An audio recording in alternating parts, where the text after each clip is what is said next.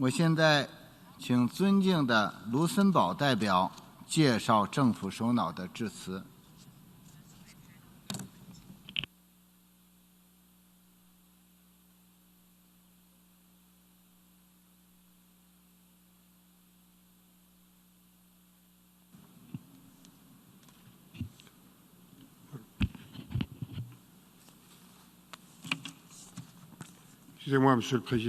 Apologies, President, for that technical glitch.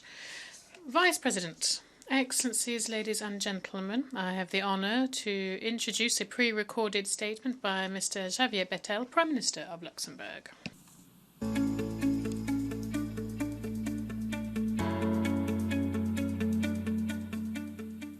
Monsieur le Président.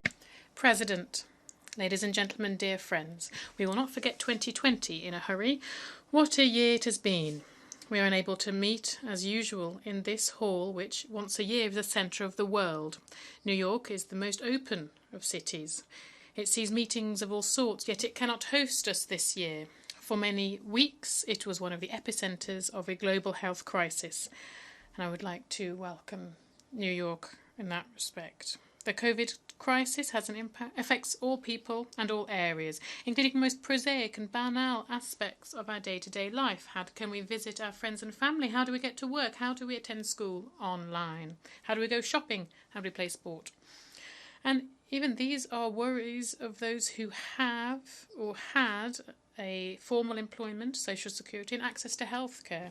As a head of our government, I had to deal with all the facets of this crisis, with decisions to make, urgent decisions to make, with vast consequences on the life of citizens, on the functioning of public services, on the maintenance of economic activity, for the funding to counter the crisis. This has been the common lot of all governments around the world. But beyond this, we, all of us, citizens of the world, are in this crisis together, and only together will we be able to come out of it. We are faced with a planet-scale emergency. The crisis hit all regions of the world almost simultaneously. It was accompanied by limitations of public freedoms, a return of frontiers and borders, and even free trade being called into question, and economic integration being called into question. And the public and private healthcare systems were tested in an unprecedented fashion, not even to mention the ethical questions that many of us hadn't had to face in a long time. In Europe, at the beginning of the health crisis, the reflex to protect national space was quick to kick in, and it even continues today. However, free circulation of people in the EU was put into question, sometimes far beyond what was reasonable. The time for European action for health, social, and economic aspects has come.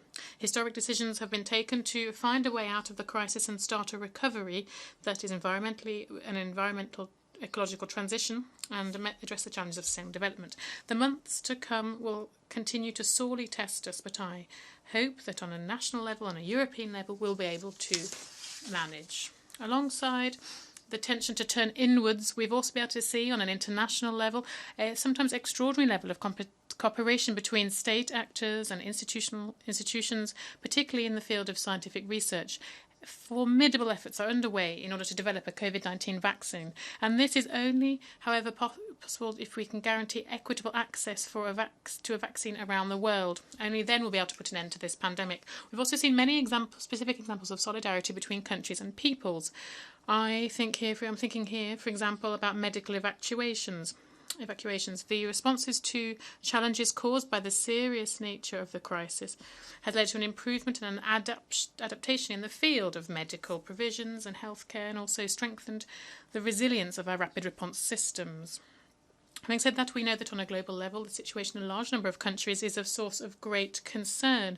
The COVID crisis has become a healthcare crisis that goes beyond COVID-19 simply due to the burden it places on health systems, and more broadly, how it calls into question strategies to counter other diseases such as malaria, tuberculosis, or even AIDS. The disruption of supply chains and the obstacles to circulation, particularly of protection equipment, also posed a substantial challenge. In this connection, I would like to thank states who helped us to acquire protection equipment at the height of the crisis. President, dear friends, the alarm was sounded by the World Food Programme and by OCHA. and it is simply frightening. There is a real risk for famine to return in substantial parts of the world, even beyond conflict zones or in countries affected by recent natural disasters. The social crisis is even having a harsher impact on the numerous people living in the informal economy and who are deprived of the recourse that is available in developed economies. The economic crisis affects all countries, in particular developing countries. Emerging economies are not spared either. When faced with a crisis, these countries are not able to guarantee that their social, security or healthcare systems are resilient, nor do they have the means of funding crisis recovery via the capital markets. Proportionally, the debt burden is a lot higher, is a lot greater for those countries than for developed countries. My country, Luxembourg, fully supports efforts towards a moratorium and a reduction of the debt burden for least developed countries. Funding needs are again increasing for developing countries, and they risk losing 20 years of progress. And resources for this could become limited. Overseas development assistance must continue to play a key role. In the current circumstances, even more so than before COVID, we cannot tie assistance to the variables of capital market funding or to other financial instruments, as innovative as they may be. I'm even saying that even though my country is one of the most advanced in microfinance, particularly in Africa. ODA in Luxembourg will continue to be 1% of GNR. International spending on climate and on migration will add to this. The Addis Ababa Action Agenda is there to ensure that the SDGs are funded. We must welcome the initiative of the Secretary General, working with the Prime Ministers of Canada and Jamaica, to convene a high-level meeting on financing for sustainable development in post-COVID times. This will be an opportunity to have an overall picture of the problem, which is a problem which is often dealt with in a fragmented fashion in the relevant fora of very different processes. That doesn't not mean that we should also fall back on tried and tested skills, but we should in fact broaden them, and we should broaden institutions such as Paris Club and the OECD. The financial sector in Luxembourg is fully participating in development efforts for the sustainable funding. The green market in Luxembourg is one of the biggest and one of the most active in the world. Last week we launched green bonds, which were remarkably successful. Demand was 10 times higher than supply. We're also making efforts currently to broaden this climate financing model to cover other SDGs. I have just mentioned one of the high-level meetings of this session, but there are others during which Luxembourg has intervened or will do so. The celebration of the 75th anniversary of the UN, the Biodiversity Summit, and the Beijing 25 meeting is something we've paid particular attention to. So what does this demonstrate? This demonstrates that even in extremely difficult circumstances, our organisation is capable of making concerted efforts, of making proposals and taking action. As early as March and April, the Secretary General submitted a series of analyses linked to COVID, which laid the way for General Assembly resolutions. President, this Assembly was able to react to the challenge posed by the crisis, but also to take decisions that were vital for the good functioning of the organisation, thanks to the action of your predecessor. In the absence of in-person meetings and despite the procedural limitations that this implied, this Assembly demonstrated to the world that the UN was present in the response to the crisis. While the management of our Assembly was a model of sensible improvisation, I think that in the future we need to envisage provisions to iron out the downsides of this type of consensus-based decision-making for all scenarios. Our Assembly is also preparing for the future by adopting a series of resolutions focused on bringing a UN response to the crisis. The adoption of the Omnibus resolution, which provides consistency to our approach, must be highlighted and welcomed in particular. On the occasion of a special session planned for December, the General Assembly will be able to provide an update on the response within the system and potential initiatives to adopt in the future. The Security Council was a little slow to express its position on the appeal for an immediate ceasefire around the world. It was launched at the start of spring by the Secretary General. Thanks to the persistence of some of its members, it was finally done. But we must say this, the obstacles they encountered in this process are, alas, emblematic of the difficulty the Council has in taking decisions, even in the most urgent situations. UN agencies, those in New York, certainly come the UNDP and UNICEF, but also those in other headquarters were swift to react. I'm thinking also those based in Rome who were able to mobilise when faced with the food emergency and a new danger of famine.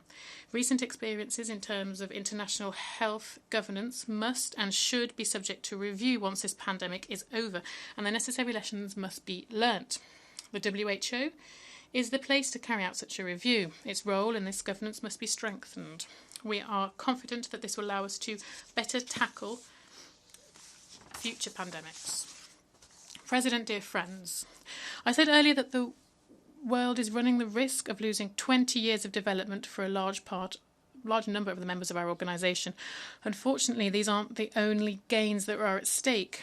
The COVID crisis has exacerbated the temptation of reducing public freedoms beyond one that was necessary. In numerous regions and in a number of states, civil space is reducing like scorched parchment. The repression of opposition or of human rights defenders is becoming common currency. Civil society, when they are not being repressed, are not listened to often. In the case of, within the framework of the 74th session of the General Assembly, the Luxembourgish presidency of the chairmanship of the third committee committed to ensure civil society received its due place in this body that is competent to deal with human rights. Involvement of civil society in the UN's work will be one of the priorities of our candidacy to the Human Rights Council during the elections which will take place in October 2021. More broadly, we are concerned when faced with the rise in authoritarianism, which is in effect, alas, all regions of the world. Sometimes it is more subtle or insidious, sometimes it is more open, as we've recently seen in Belarus. This rise in authoritarianism is often accompanied with a rise in simplistic populist discourse, which is sometimes anti-scientific or irrational. Reducing the recognition of some rights, alas, also affects reproductive and sexual and reproductive health. And this goes as far as the bodies of our very organisation. For my country, who pursues a feminist foreign policy, safeguarding many years of progress must remain an absolute priority. We've demonstrated this recently in our recent chairmanship of the Commission for Population and Development. I would also recall here my country's commitment to defend the rights of sexual minorities and my country's active participation in the LGBTI core group. Here also, Europe is unfortunately concerned too. President, authoritarianism both fuels and is fueled by conflicts. You only need to look at the number of regions who have become playing fields for powers of all origins and all ilk. And with that, there's trafficking of all types and pressure from migration, particularly in the Mediterranean. The Middle East remains a hotbed of tension. I welcome the recent rapprochement between Israel and the UAE, as well as Bahrain, which should contribute to stabilise the region. Nevertheless, the peace process between Israel and Palestine is at a dead end. An engagement of parties is necessary to negotiate a just and lasting peace and to reach a two-state solution of two states living side by side in peace and security.